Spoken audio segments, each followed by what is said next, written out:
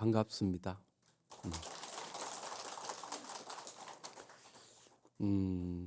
오늘 이 본문의 제목은 선수행과 명상의 관계에 대해서 말씀드리고자 합니다. 왜 이제 이런 이야기를 하는가 하면은 요즘 이제 명상하시는 분들이 어, 굉장히 많아졌어요.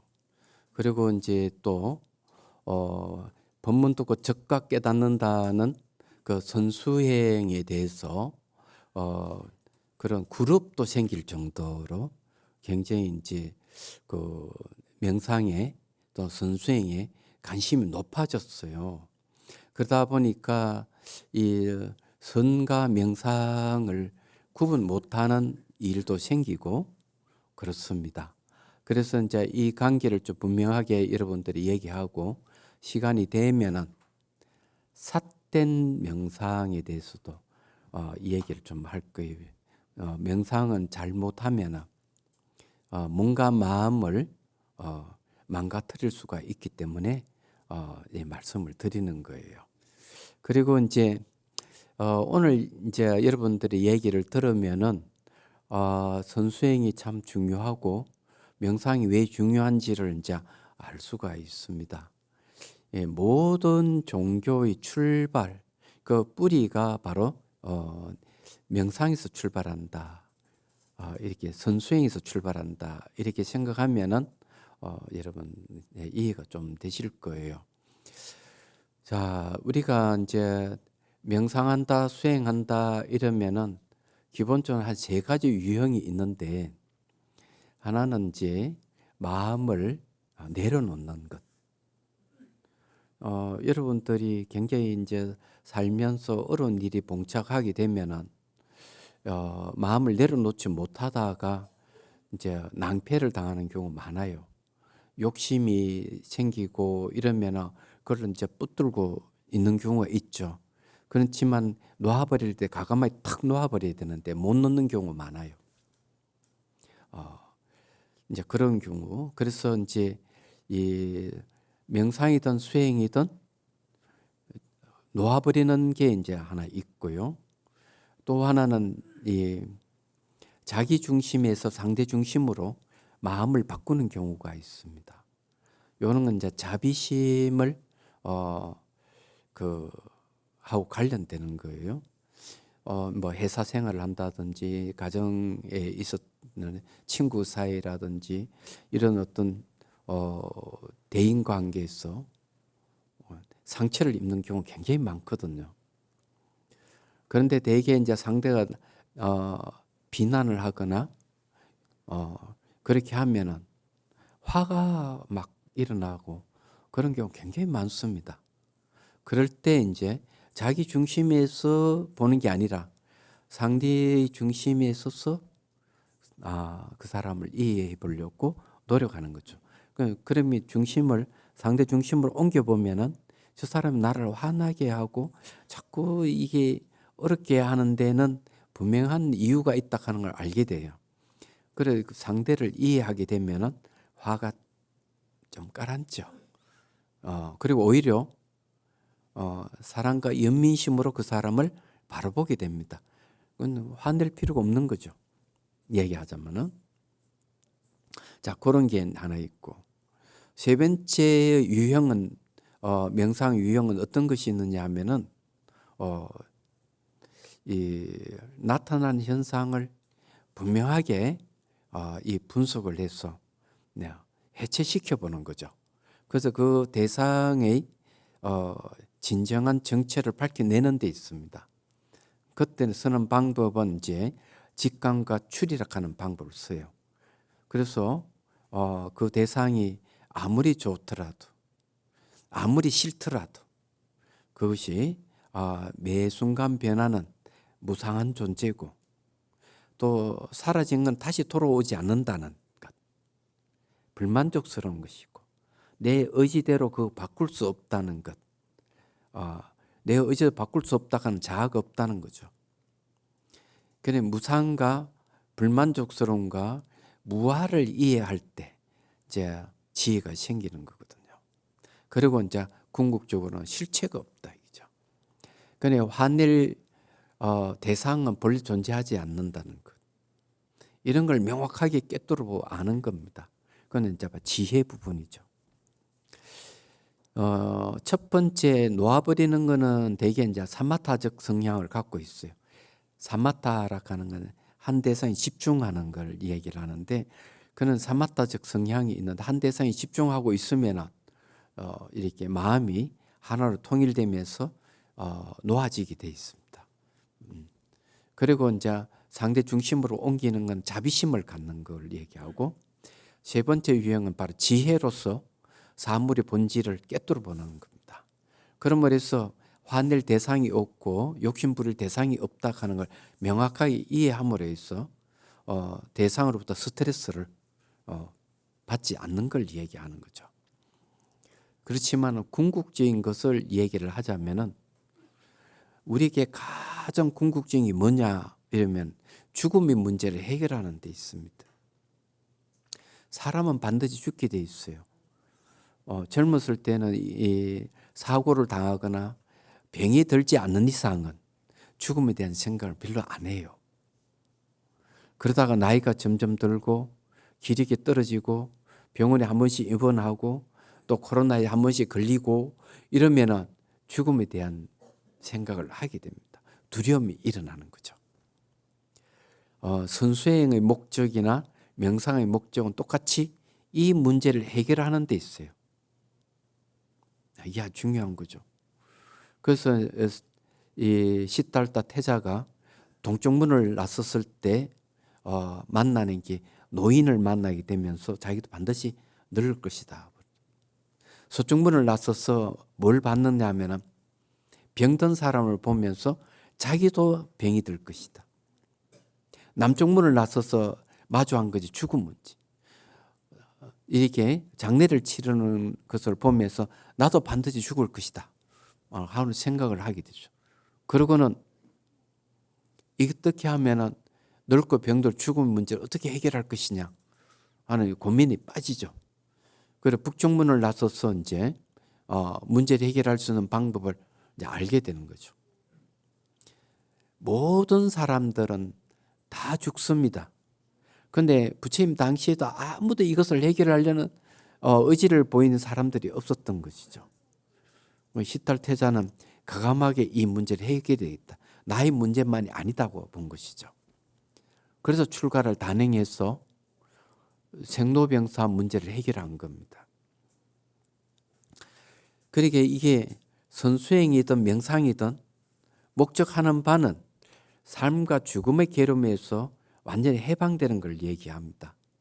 그래서 부처님이 발견한 게 바로 니르바나 열반이죠. 열반을 요즘 번역하면은 불사 죽지 않는다 이런 뜻입니다. 이건 굉장한 거예요. 그러기 위해서 이 불사 죽지 않는 걸 얻기 위해서 우리는 본래 마음이 청정한 이 마음은 물질이 아니기 때문에 생로병사가 없어요. 이런 사실을 오늘 아무도 모르고 있는 거죠. 청정한 마음은 거기에는 그것도 없습니다. 미세망념도 없고 죄라는 것, 죄업이라는 것, 죄를 지었다, 업을 지었다 하는 죄업이 없어요. 얘기하죠. 그 자체가 불생불멸하는 겁니다. 그런데 우리는 그걸 까맣게 모르고 살잖아요. 그래서 이것을 해결해 주는 방법이 그러니까 병원에 가도 생로병사 문제 해결 못 해주고 있고요.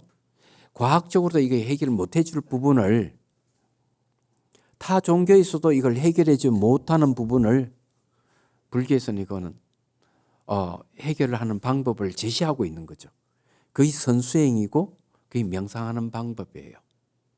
그래서 이제 이 선수행과 명상의 관계에 대해 설명하면서 이제 그 명상 방법, 선수행 방법도 말씀을 드리겠습니다. 서론이 좀 길었죠, 그죠?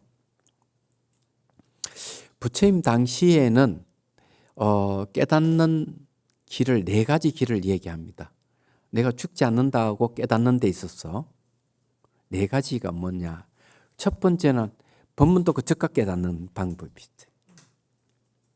두 번째는 사마타 수행하고 난 뒤에 이파사나 수행하는 방법. 사마타는 집중 명상이고 이파사나는 분석 명상입니다. 분석하는 것은 지혜를 얻기 위한 방법이죠. 얘기하죠. 사실의 정체를 밝혀내서 진실을 알 때 그 알을 지혜라고 합니다. 자, 세 번째 방법은 이파사나 수행하고 난 뒤에 사마타 수행하는 방법. 사마타는 마음의 고요함, 선정을 얻는 방법을 얘기합니다.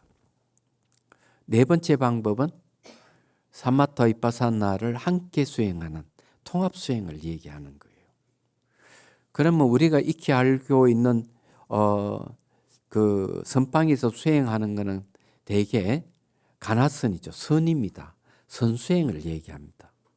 그 선수행의 본령은 뭐냐면은 법문 듣고 즉각 깨닫는 첫 번째 길을 얘기하는 거예요.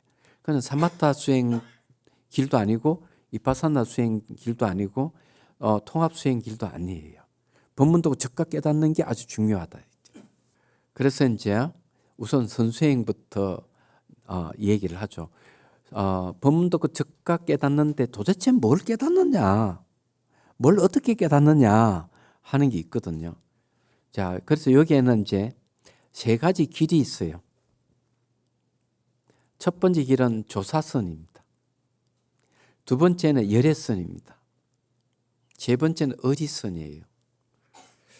그래서 부처님 법문 듣고 즉각 깨닫거나 큰 스님의 법문, 조사 스님의 법문을 듣고 즉각 깨닫는데 진공묘유를 깨달으면 조사선을 깨친 거예요. 진공이라 하는 말은 불변, 바뀌지 않는다는 거거든요.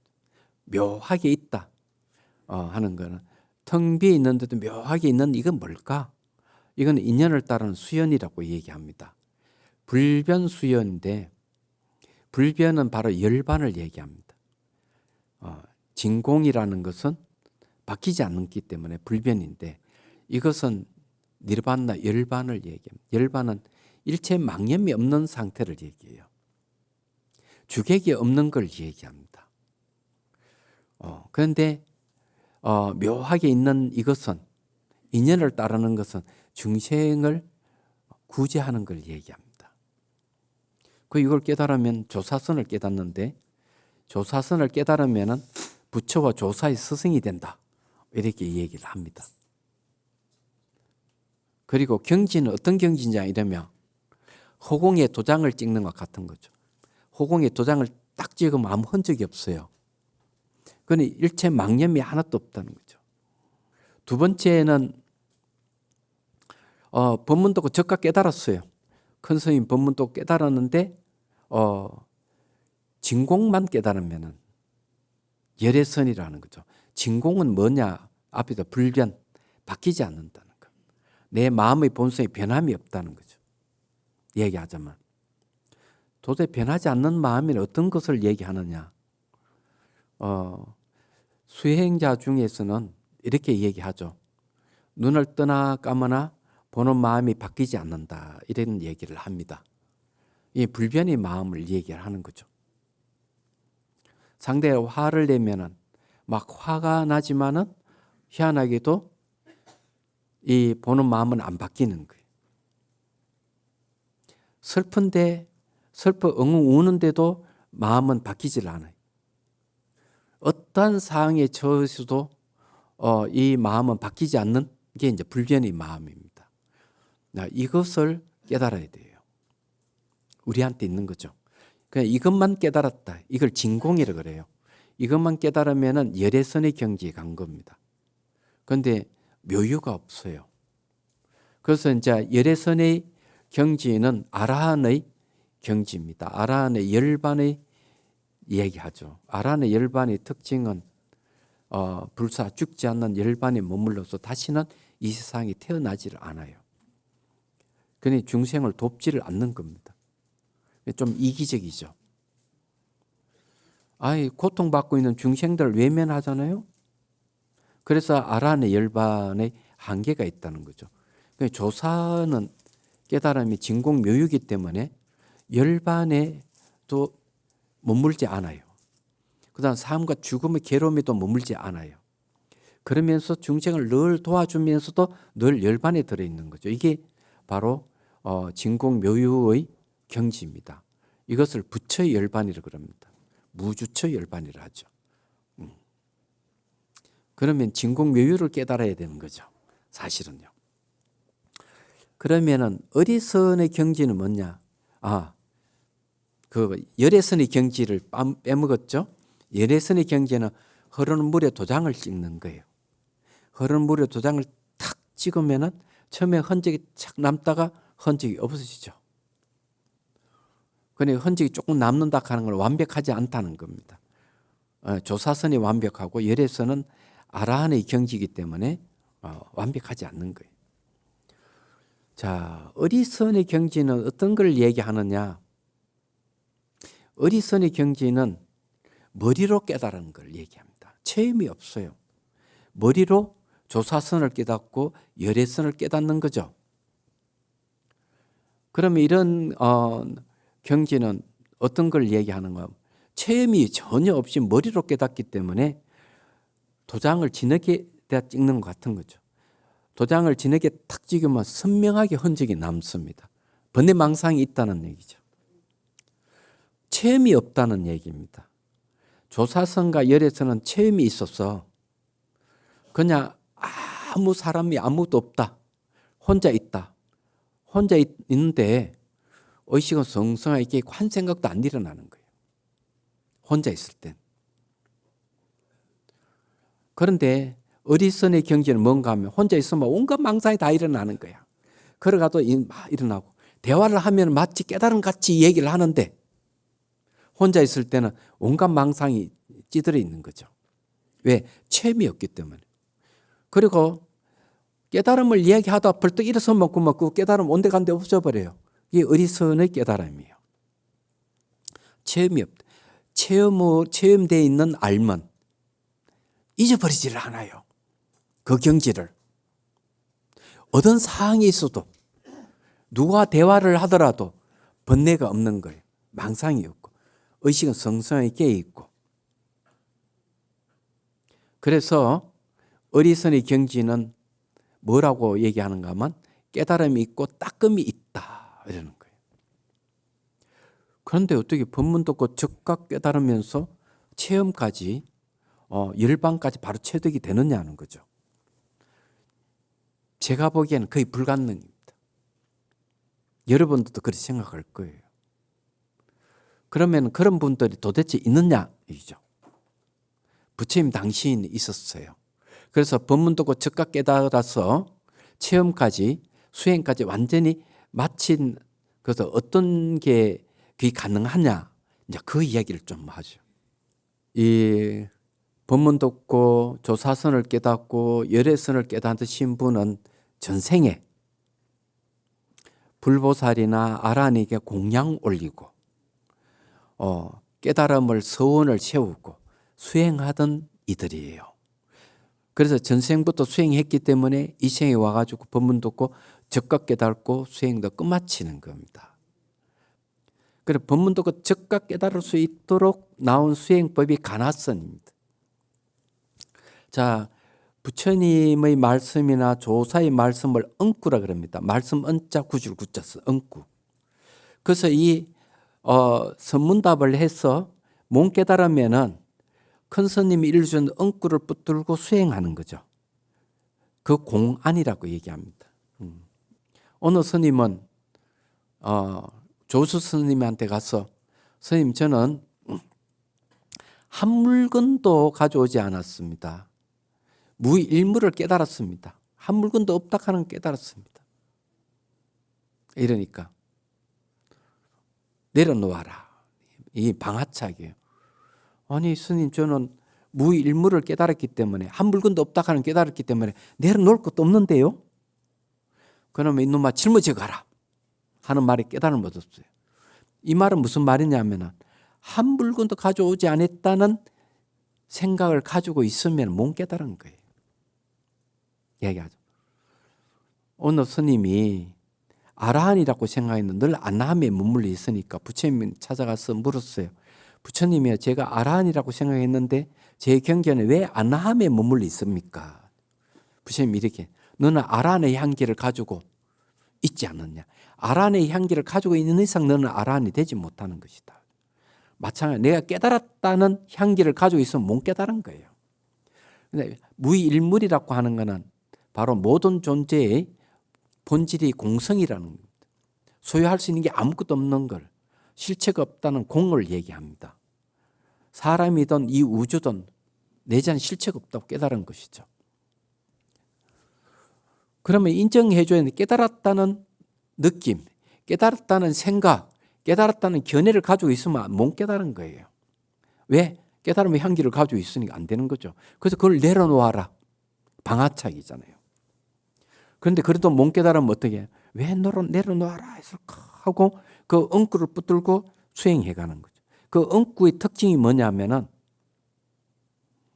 바로 한 생각도 일어나지 않게 해주는 거죠. 그럼 왜 그랬을까? 왜 방아착이랬고? 또 조주무자도 있죠. 왜 없다고 했을 무라 했을까? 이렇게 이제 가나선이 등장하는 이걸 열심히 하다 보면은 말과 생각을 끊어지는 경계에 들어갈 수 있어요. 그러면 그때 다시 큰 스님과 선문답을 해서 즉각 깨달을 수가 있는 거죠. 그때서야. 근데 시간이 좀 걸린다는 겁니다. 그것도. 그럼 명상은 뭐냐면 집중 명상의 사마타와 분석 명상의 이파사나를 수행하는 일입니다. 그럼 뭘 얘기합니까? 역시 그것도 따끔 있고 깨달음이 있는 거죠. 이건 어디에 해당합니까? 선수행에서 바로 어리선에 해당하는 겁니다. 가나선도 어리선에 들어가지만은 명상도 어리선의 영역에 들어가는 거죠. 조사선과 열애선에서 출발하는 게 아니다. 관계가 이렇게 분명하게 여러분들이 점진적으로 닦아가는 것이 명상이에요. 즉각 깨닫는 게 아니다. 그래서 이런 관계를 갖고 있기 때문에 이것을 명확하게 구분할 필요는 있다.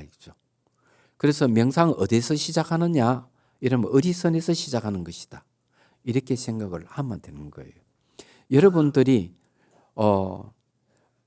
법문 듣고 즉각 깨닫는 것을 추정하면서 그런 그룹도 있다는 얘기를 들었는데 체험이 없으면 아무 소용이 없다. 아무 머리로 깨달았다 하더라도 머리로 깨달는 걸 해오라 그럽니다. 풀해자 깨달을 오자 씁니다. 해오. 그건 체험이 없어요. 체험이 없기 때문에 다시 닦아야 된다. 이렇게 이야기합니다. 그래서 이제 혹시 선수행 하시는 분들은 아예 법문 듣고 즉각 못 깨달았으면 가나선 수행을 하시기를 권유를 드리는 거고요. 선수행 하시는 분, 명상을 하시는 분들도 선명상 이렇게 이제 보통 이름을 붙인다는 얘기를 들었습니다. 듣더라도 끝에 명상이 들었으니까 점진적으로 수행해 가는 것이죠. 구분할 필요는 있다. 엉구를 통해서 수행하는 것은 바로 선수행에서 하는 방법이고 신수심법을 대상으로 신하는 걸 몸, 수는 감각, 심은 의식, 법은 의식의 현상 이 네 가지를 대상으로 해서 집중하거나 분석해가는 수행을 해간다. 사마타 이파사나 수행해 간다면은 이것은 명상에 속하는 겁니다. 이거는 점진적인 방법을 쓰는 거죠. 그래서 염처경에도 보면은 짧게는 일주일 안에 깨달을 수는 없고 길게는 7년이 걸립니다. 7년 안에 다 깨달을 수 있다 하고 부처님께서 얘기를 합니다. 이 명상도 그렇게 얘기를 하고 있죠. 성가에서도 일주일 안에 다 깨달을 수가 있다. 깨달으면 코 만지기 만큼 쉽다. 이렇게도 얘기를 합니다. 어쨌든요. 육조 해능스님은 이렇게 얘기합니다. 법은 진리는 빠르고 느림이 없지만 사람은 우둔함과 총명함이 있다. 빠르고 느림이 있다. 이런 얘기예요. 이걸 이제 명심해야 되고요. 자, 이 선수행의 특징은 엉구를 통해서 바로 깨닫는다 하는 말을 조금 더 얘기를 하죠. 요즘 여러분들은 이제 옛날에도 그렇지만 대화를 하다 보면 야, 너 말 속에 뼈가 있네. 너 왜 그런 식으로 얘기하지? 애둘러서 얘기하지 마. 직접 얘기해. 이런 얘기를 많이 하죠. 요즘은 말 속에 거짓이 있다 하는 걸 아시죠? 그게 뭡니까? 보이시피싱이에요. 대표적인 거. 사람들은 왜 언어에 잘 속을까요? 우리는 마음에는 무의식이라 하는 게 있어요. 무의식은 보고 듣고 하는 모든 정보를 마음에 저장하고 있어요. 저장하는 내용에는 그 정보를 명언종자라 그래요. 명칭과 언설로 이루어진 정보입니다. 쉽게 말해가지고 언어가 바로 무의식을 점령하고 있습니다. 인간을 점령하고 있는 게 언어예요. 요즘 말로 하면은 인간은 언어에 가장 민감하게 반응하는 겁니다. 언어에 민감하게 반응하는데 말에 잘 속고 말에 상처를 입고 그러는 거죠. 대인관계에서.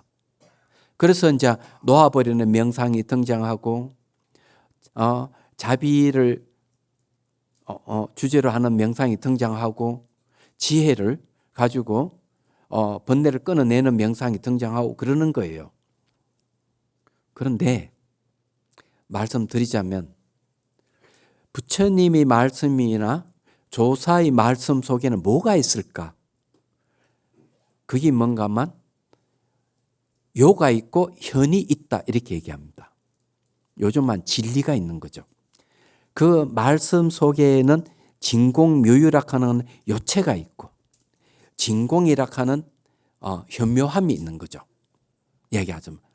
그래서 부처의 말씀 속이나 조사의 응구 속에서 요체를 깨달으면 바로 조사선이 되고 현묘함, 현을 깨달으면 바로 열애선이 된다는 거죠. 자, 이제 마지막으로 하고 싶은 거는요. 삿된 명상이 등장한다. 요즘. 그런 것 중에 하나가 햄버거 명상. 이걸 꼭 얘기를 하고 싶었습니다. 맥도날드에서 나온 게 햄버거잖아요. 햄버거 명상의 특징은 뭐냐면은 지혜가 없고 자비가 없다는 얘기예요. 지혜가 없고 자비가 없는 명상이 등장을 하고 있어요. 특징적인 매우 폭력적이다. 용광도를 만들어서 자기 몸을 간에 집어넣어 다 없애버린다. 거기는 지혜도 없고 자비도 없어요. 자기 몸을 왜 집어넣어 없애요? 상상으로 없앤다 이게야. 그래서 이게 마음 빼기라는 이름으로 막 사람들이 하고 있대. 교사들도 하고. 자, 이런 건 너무 폭력적인 거예요. 그래서 이거는 폭력적이다, 자비가 없다는 거고, 우리는 이게 대상을 샷대나 알아차림을 통해서 대상의 진실을 밝혀내는 인식수단이 없는 거죠. 용수보살은 이렇게 얘기합니다. 어떤 스님이 아니 알아차림 왜 해야 됩니까? 몸을 알아차리고 감각을 알아차리고 마음을 알아차리고 마음의 현상 알아차리는 이걸 왜 해야 됩니까? 그냥 지혜로서 하나로 다 깨뜨려 버리면 안 됩니까? 하니까 사람들은 처음부터 지혜가 있는 것이 아니다. 알아차림을 훈련을 통해서 지혜를 이끌어내는 것이다. 이렇게 얘기합니다. 그래서 알아차림 훈련을 하면 지혜가 일어나는 거예요. 화두를 의심해 가면은 마음의 본성 자체가 지혜입니다. 그래서 번뇌를 없애버려요. 그게 지혜가 등장하는 건데. 그런데 이 햄버거 명상에는 이런 알아차리면 인식수단이 없고 눈을 볼 수 만질 수 없는 공성이라든지 불성을 아는 이 사유통찰하는 방법이 없어요. 알아차리는 직관이라 사유통찰하는 이 추론은 인식수단이에요. 지혜를 얻는 방법인데 햄버거 명상에는 그게 없어요. 그렇기 때문에 집어넣어가 다 없애버린다 이게요. 그러니까 자비도 없고 인식수단이 없기 때문에 지혜도 일어나지 않는 거죠. 이런 걸 햄버거 명상이라는데 이게 왜 무섭냐 하는 거죠. 또 요즘 또 명상에는 블랙홀을 만들어 가지고 부정적인 감정, 생각을 집어넣어 가지고 터뜨려 버린다는 거죠. 이것도 폭력적인 방법이에요. 이것도 역시 마찬가지로 자비가 없고 지혜가 없어요. 이런 게 하면 왜 안 되느냐? 인간에게는 뭐가 있느냐? 보고 듣고 하는 건 모든 정보를 마음에 저장한다는 뜻이에요. 저장된 게 없어지지 않아요. 여러분 10년 전에 있었던 일을 기억하잖아요. 20년 전에 있었던 기억하죠. 전생도 기억하는 사람도 있는데 지혜가 생겨야만이 그 무의식 속에 들어있는 언설과 명칭과 언설로 이루어진 정보, 부정적인 정보를 없앨 수가 있는데 지혜가 없으면 이게 없어지지를 않는단 말이에요. 그리고 그는 폭력적인 방법을 쓰면 저장돼 있다가 언제든지 현실 의식에 영향을 주는 거예요. 그럼 어느 또 사람들이 화를 안 내는 사람이 화를 벌 낸다든지 이거 주먹을 서지 않는 사람이 주먹을 선다든지 이러는 게 뭔가 하면은 폭력성이잖아요. 그런 명상이 폭력적인 명상을 쓰면 마음이 저장되어 있어서 업과 습이 될 마음을 망가뜨리는 거예요. 이게 지혜가 생겨야 무의식 속에 있는 부정적인 감정, 생각, 이 나쁜 정보를 없애는 겁니다. 자비가 있으면 탐욕과 분노를 녹이고 해치고자 하는 마음과 슬픔을 없애주는데 자비가 없잖아요. 그런데 지혜와 자비가 없는 명상은 햄버거 명상이라 그러는 겁니다. 맥도날드 명상이라 그러는 거예요. 이런 것을 여러분 하지 마시라고. 여러분 뭔가 마음을 망가뜨린다고. 그래서 이 이야기를 하고 싶어서 여러분들에게 말씀을 드리는 겁니다. 그래서 명상 요즘은 어렵고 힘들고 자기 마음을 제어하기 힘들고 이러면 꼭 명상을 하셔야 돼요. 염불도 명상 일종이에요. 염주를 굴고 나무아미탑을 보고 간신보살을 보고 이것도 계속 반복하면 마음이 안정을 얻어요. 대비주를 이어오는 것도 반복하게 되면 마음을 안정을 얻습니다. 염주를 하면 염주를 이렇게 돌릴 때 여기에 느낌을 있잖아요. 느낌을 우리 인식하고 있거든요. 인식이 들어가는 거예요. 말하자면 절을 할 때도 몸의 동작을 알아차리며 절을 하면 명상이 되는 거예요. 그렇지 않으면 여러분 수식관을 한다든지 감로수관을 물을 부어준다든지 이러면서 뭔가 마음의 반응을 체크한다든지 이런 명상을 하셔야 돼요. 방법은 굉장히 많아요. 단지 인식수단이 없는 직감과 출현이라는 인식수단이 없는 명상을 하지 말라고 하는 거고 지혜와 자비가 없는 명상을 하지 말라고 여러분들 말씀드립니다. 자, 오늘 본문 여기서 마치도록 하겠습니다.